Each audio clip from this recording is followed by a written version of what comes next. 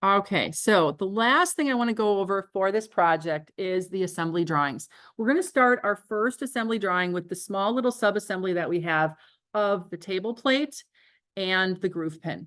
And what you want to do is you want to show the groove pin in position, pressed into that middle hole, that inside hole on the table plate. It's going to be even with the top of it, and we're going to have this portion sticking out. You'll pull in the B-size assembly drawing border, which then will create the two views for you here. You're going to have to add the isometric, and then it'll also balloon. You'll have to push these balloons around so that they're a nicer place. And then you'll also notice that it'll fill in the bill of material for you automatically. So that's kind of all done for you. The thing that I added here that I would like you to do is show a section view here so that you can see how, it's pressed in. It with just a regular view, it didn't show it very well, but I'd like you to do a section view for that one. So that's good practice in that sense. Any questions on this one? This is just a small little assembly, really easy. Okay. The other assembly that you're going to be doing is going to be this one. Now, this one actually is pretty straightforward as well. So you're going to pull in that B-size assembly view drawing. Okay. There are more parts. Obviously, you're going to have your bill of material is going to populate. Make sure, I believe, if I'm remembering correctly, 3 views do come in. But you'll have to add the pictorial here. You may have to play around with it a little bit. Yes, Chris. So every time we do an assembly, we just write not applicable for the material. Oh yeah, great.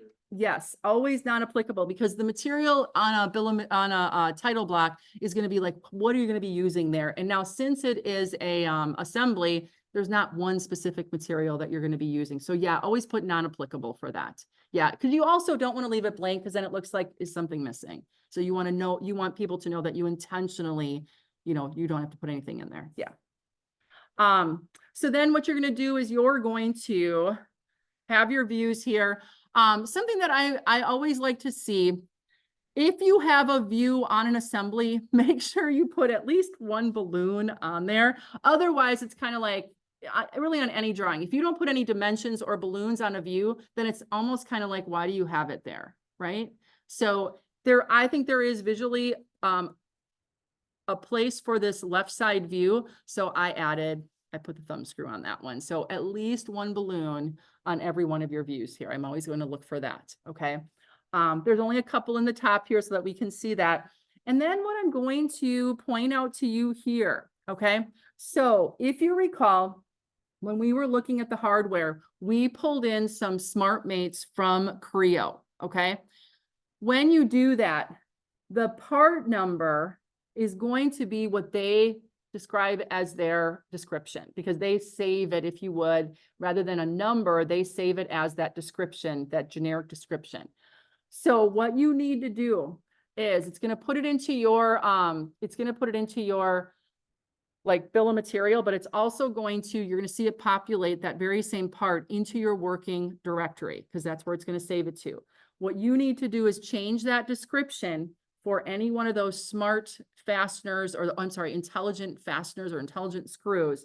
You are going to change the name or the file name of that from the description to a part number. Okay. Now the part numbers that I used for any of my hardware was 30, and I started with 200, 210, 240, 230, or whatever they are here. Okay. So those all have the third digit as 2s for them.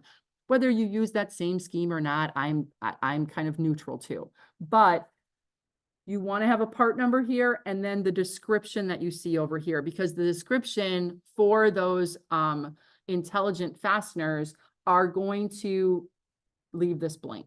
Okay. So then you're going to have to put in and change the properties of that drawing like we have in the past, and add a common name that shows the descriptions that you see here. Does that make sense to everybody? Okay. If you, again, need help with that, let me know. But I have a feeling that, there's some of you that'll be able to kind of, not navigate that. But if you do have any problems, that's what I'm here for. Okay. Yeah. So any questions on the assembly? These two should go pretty quick with a little bit of tweaking. Okay. Probably the place that you're gonna spend the most time is gonna be on the details and the one particular one, the frame is gonna take a little bit of time. Okay?